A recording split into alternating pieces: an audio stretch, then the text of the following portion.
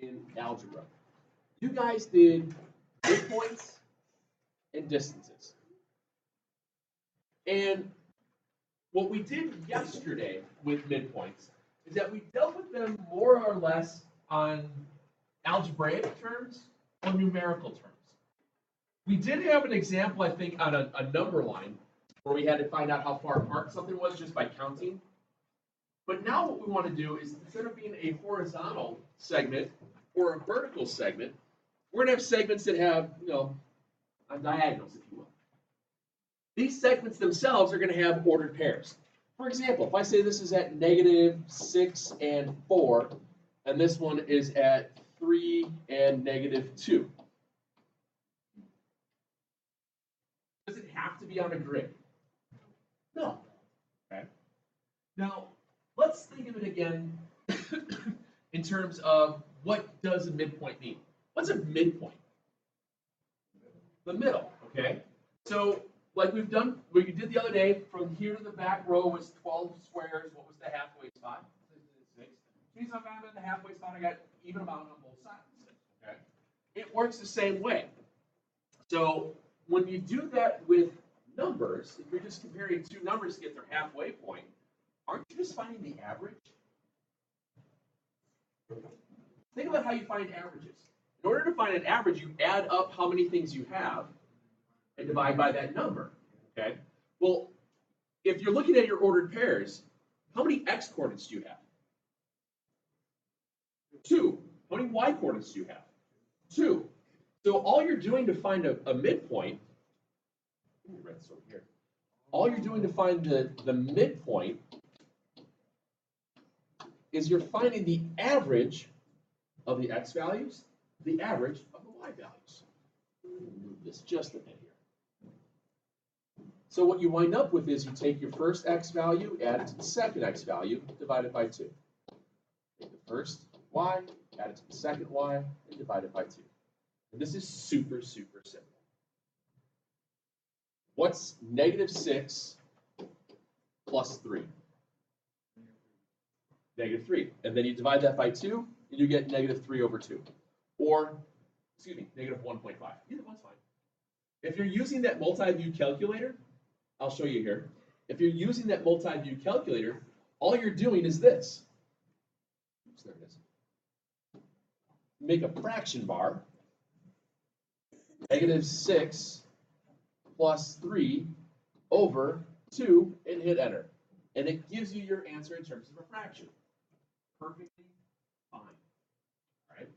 If you're not using the multi-view calculator, you have to use the fraction bar, or when you add up the top, you have to hit enter and then divide by 2. Otherwise, it won't work correctly. What's 4 plus -2? 2. What's 2 divided by 2? There's your midpoint. You've all done this before.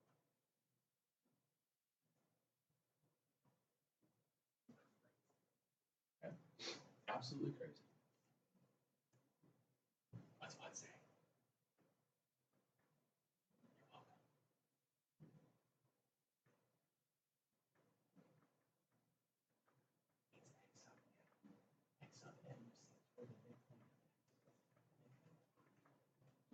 So when I use these things that are called subscripts, subscript is a number that's written kind of lower than the standard line.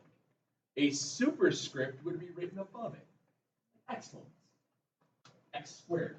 That 2 up above an x would be called a superscript. Again, I know all of you have done this. I know that all of you have seen this formula before. It's not that bad. Right. Let's try another one. So you got an ordered pair at -8, 0, and 12, and -4. Find the midpoint. Well, if you want to think about it, you add those two together. What's -8 plus 12? 4. what's 0 plus -4? -4. Oops, I got ahead of myself. -8 plus 12. So we said this was 4. What's 4 divided by 2? 2. What's 0 plus -4? -4. And what's half of -4? 2. There's your midpoint. Yes, sir? It's really, really, really quick. Now, let me move this apart just a little bit. Let me show you something weird that happens. So this is an endpoint. We'll call it A. We'll call this other endpoint B. And in the middle, I'm going to call that point M for midpoint. Convenient, huh? We just said that the midpoint was at 2, -2. You okay with that? now, think of this in terms of just one number. When I think of it in terms of one number, go back to the idea from here to the back row, which was 12 steps. What was halfway? So to get to the middle, I had to count 6 steps. And then to get to the end, I had to count 6 more steps. Okay? So I went a total of 12 steps, and I knew that somewhere in the middle had to be 6. So let's think of this. Let's blank out the idea that you know what your end point is and B. All you know is your first point and your midpoint. Let's just say that's all you know. To go from -8 to +2, do you count up or do you count down? You count up, right? How far away is -8 from +2? 10 spots, right? If you counted the number line, it's 10 spots away. So what's 10 more than 2? 12.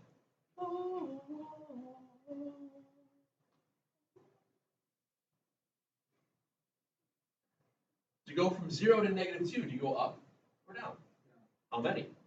What's 2 less than -2?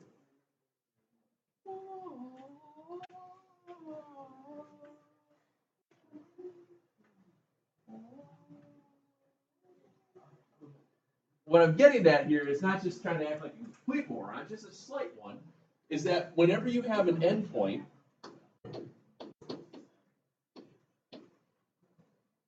a midpoint,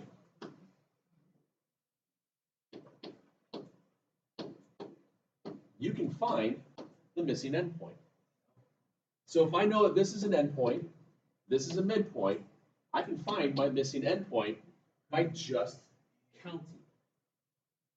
Pretty easily. So again, to go from 7 to 12, do you count up or do you count down? Up. How many? What's 5 more than 12? 17. Bless you.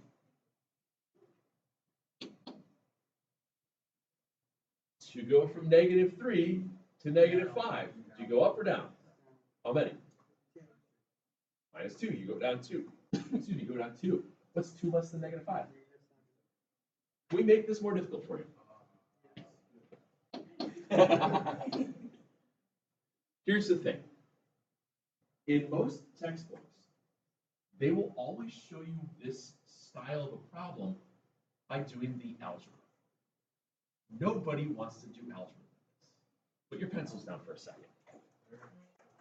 Stop with the merge. It sounds stupid. Think of something better to say.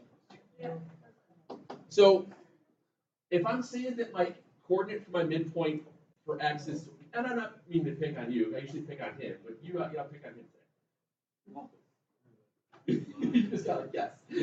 So if I say 12 is my midpoint value of the x's, I know that one of them was 7. I don't know what the other one was, but I know I have to divide by 2. Do I want to solve that equation, or do I just want to count? I could solve the equation. I mean, I can multiply this by 2, get 24, 7 plus x, subtract 7, subtract 7. I'm still going to get 17. But nobody wants to do that. It's a waste of your time. Why not just count? That's the idea here. can you identify an easier way to get to a solution? So if you have an endpoint and a midpoint, he's going to count, find the other one. It should be that quick. Okay? Try one more like that. Okay.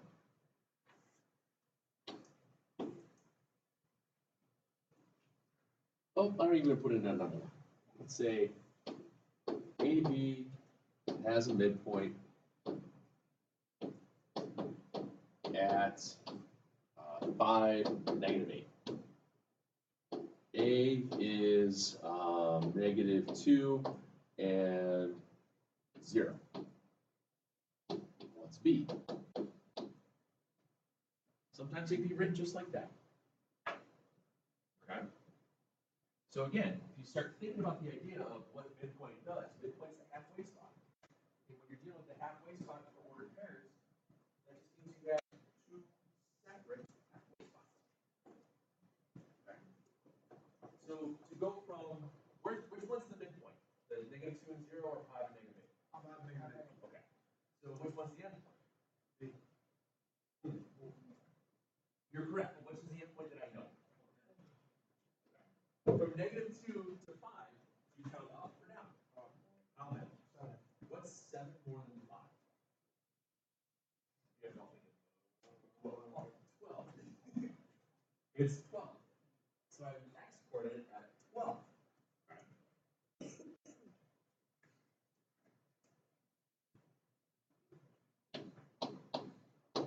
So you go from 0 to -8. Do you count upward or downward? How many? And what's 8 less than -8? There you go. Isn't it nice when math is easy?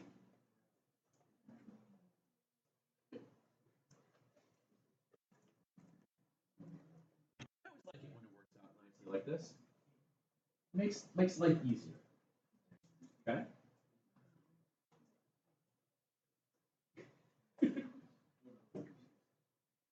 What, those didn't help you at all?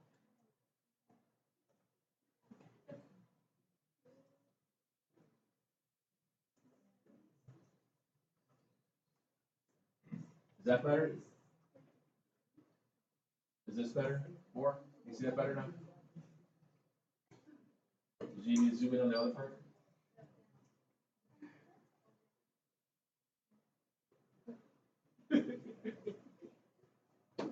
All right. Distance formula. It's not even the right stuff. Seriously, you sound like an absolute doofus. Use the language that people know.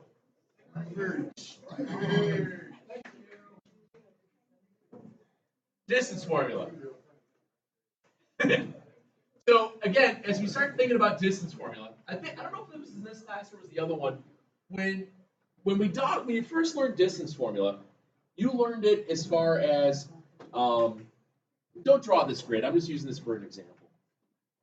When you first learned distance formula, if you had ordered pairs, you're trying to find that diagonal spot there, correct? Trying to figure out how far apart they were. So if I'm looking at this, I'm at -4 and 5. The other one I'm at 3 and 1. And I need to figure out how far apart those two ordered pairs are. Well, what you did is that you worked with a horizontal change and a vertical change. Change in X goes left and right, change in Y goes up and down. You squared both of them, and then you figured out what it was added together, and then took the square root. That's that long form of this, which you guys did last year. But I want you to see what exactly is happening. When you have a horizontal change, that means you're going from left to right. You okay with that? When you have a vertical change, it means you're just going up and down. What did I just make? More specifically, what kind? Right triangle. So you create a right triangle. Now, there's this crazy theorem out there about right triangles that we use all the time, but we don't define it until second semester. What's the crazy theorem about right triangles that you guys have used a lot? You're right. Photosynthesis would not be the things that deal with right triangles, but good guess. Pythagorean theorem. Photosynthesis, Pythagorean theorem. I see the difference between it. I was trying to be nice. So Pythagorean theorem. What is Pythagorean theorem? What is it? The term? A squared. Okay. So you know that Pythagorean theorem was a squared plus b squared. Guys, you know Pythagorean theorem is a squared plus b squared equals c squared. Which value in a right triangle is always going to be the value of c? The long one. Do you know what that's called? Hypotenuse. Very good. Yeah, you'll get there. You'll get there. So your value of c is always the hypotenuse. The hypotenuse is always located across from the right angle. The hypotenuse will always be the longest side length in a triangle because there's no way that you can make you cannot get a longer side length across from a different angle than from that. Okay. So what happens here is the A's and B's, this is the C value, isn't this the change in y, and I square it? Is this the change in x, and I square it, and it gives me this? So what you can do is this. You can show it long form, the square root. Here's your first x and y, second x and y. 3 minus a negative 4 quantity squared plus 1 minus 5 quantity squared. A lot of buttons to press, but it works. Or, how far apart is negative 4 and 3? 7. How far apart is 5 and 1? I square them both and take the square root. There's my distance. It's the exact same thing, less a lot of negatives. Because I know that when you guys go in your calculator, you do 1 minus 5, you'll get negative 4. But if you square negative 4, what's it going to say? Error. Well, it's not going to say error, but it's going to say negative 16. And then it is a giant error. Because you have to remember that when you square something, if it's negative, it has to become positive. Because squaring something means multiplying it by itself. So, but if you think about it in terms of what in the world all of it is going on, the change in x values, or excuse me, change in x values going left to right is how far apart are those two numbers? Well, negative 4 and 3 are 7 apart. How far apart are the y values? 5 and 1. They're 4 apart. 7 squared plus 4 squared. So now in my calculator, I would type in 7 squared plus 4 squared and hit enter. And I get the square root of 65. How do you take the square root of 65 in one of these calculators? Have you guys ever used the answer button on these? The answer button. On every calculator, there's a button that says A, and usually one says A and S for answer. Now, what you do is you hit second square root of your answer because it's stored in there as 65. That way you don't have to retype in 65 all the time. And this is going to come in really, really handy later on when we do like trigonometry and some of the other crazy stuff, where it becomes a lot easier to have the answers stored. So anytime that I have to take a square root of something, if I've done other math with it, I'm going to keep using this answer button. You guys get accustomed to using it because later on, it's going to help you out tremendously. Okay? So if I type in the square root of 65 into the calculator, it gives me an answer of the square root of 65. Now, the TI-30 multiviews will always give you an answer in terms of a simplified radical form, which means if this could be simplified, it would do it. If it can't be simplified, it won't do it. That's your answer. The distance between those 2 points is the square root of 65. If your calculator doesn't do that right now, if you don't have a multi-view calculator, it might give you the decimal, 8.06. And for us, whenever I say round something, because you got your pink one there, yours would spit out 8.06 and change. Always round to 2 decimal places, the nearest 100. Okay. Does that make sense? All right, let's try another one. Find the distance between, let's see, 4, -3, -8, and 6. Okay, same idea. I'm going to find the distance between.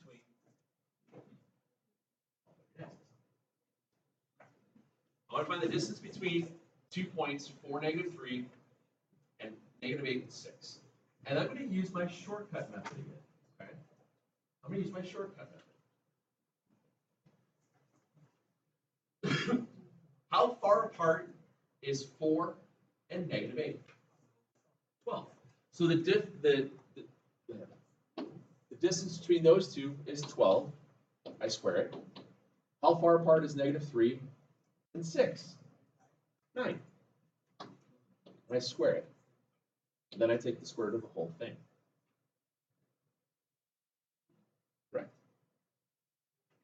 So if you do this correctly, you get 144 plus 81, which is the square root of 225, otherwise known as 15. Sometimes you'll get a clean number. Sometimes you won't. It all depends on the values. Okay? I'm surprised that I randomly just picked numbers and I got a clean answer. It happens. Okay. What's that? No, I didn't. I honestly wasn't planning. That's actually what you call a triple. Have any of you guys ever helped a family member or anybody put in a patio, put cabinets up, or help build walls in a basement or anything?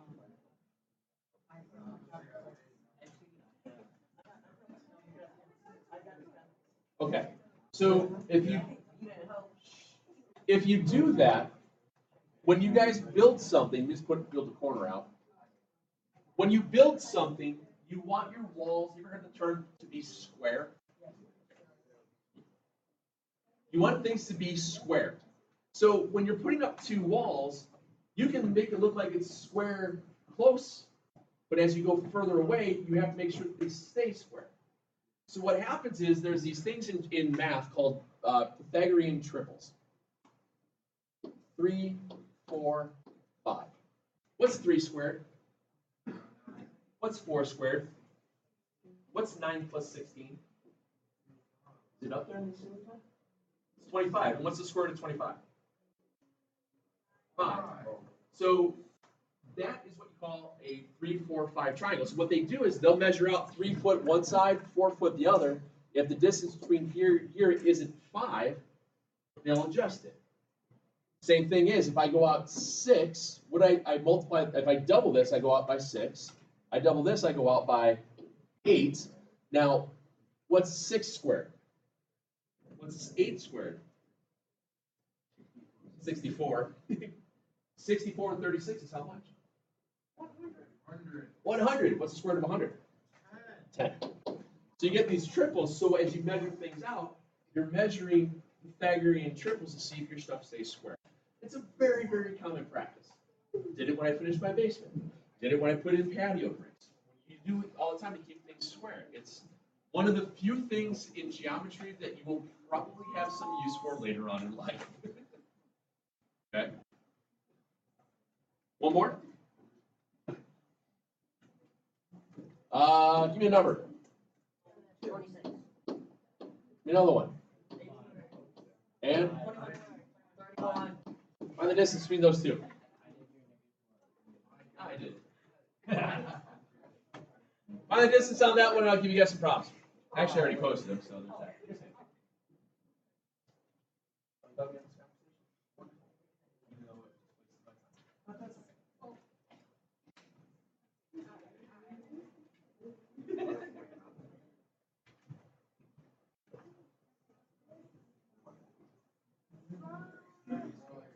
Anybody have any marbles?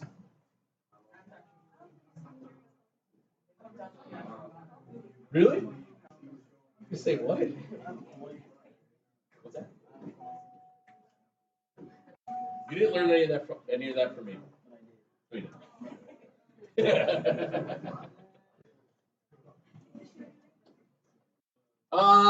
What's the difference between 7 and 18? 11. So I'll get an 11 squared. 26 and negative 4. 30. So let's see, that'll be 121 plus 900. So that's 1,021. I'm going out on a limb to say that it's probably not clean, but I bet you it's 30.4. Oh, I was close. What's it? You said it's 31 point what? So if I do the square root of 1021. So when I round that, it's 31.953. If I go to 2 decimal places, I always look at the third. Is that third decimal 5 or larger? Nope, so it just stays the same at 31.95. And I go, I'm gonna make like a swear jar. You guys say something stupid, you're gonna put a quarter in it. Well, how about it?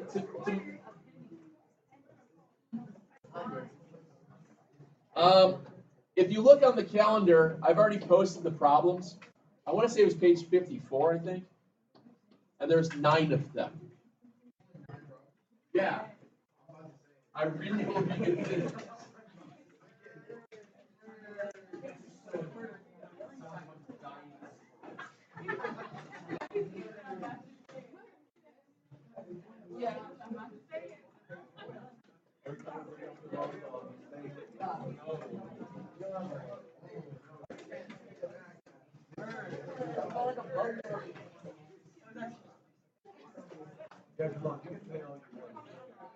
There you go. Hey guys, just so you know, the problems themselves are really, really simple. I even told you on the calendar what you're doing for each set. I tried. Don't tell anybody.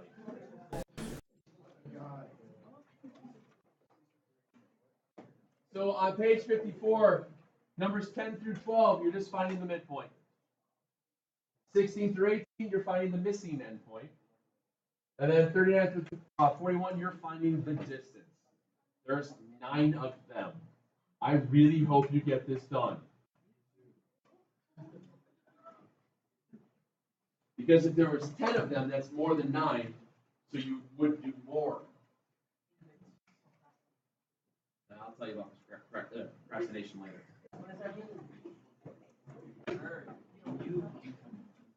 Yeah, all you do is come. When you have, you've got to miss it. You've got to miss it. So if you look at number 16, that's an endpoint 0.4. Midpoint's at 5. How far away is 0 to 5? You have to go up or down against it. Everywhere goes 5 or 5. So there's 1 the x value is 10. 4 to negative 8 to go up or down. It's called less than negative 8. Negative 8 you count from 1 to 12. So going from 4 to negative 8, you go down 12. Let's fall further away from negative 8. Going down to negative 20. So your endpoint would be at 5. Negative 2 to 5. How many? 7. So you guys from 8 to negative 8, you level down. 16 is farther away from negative 8.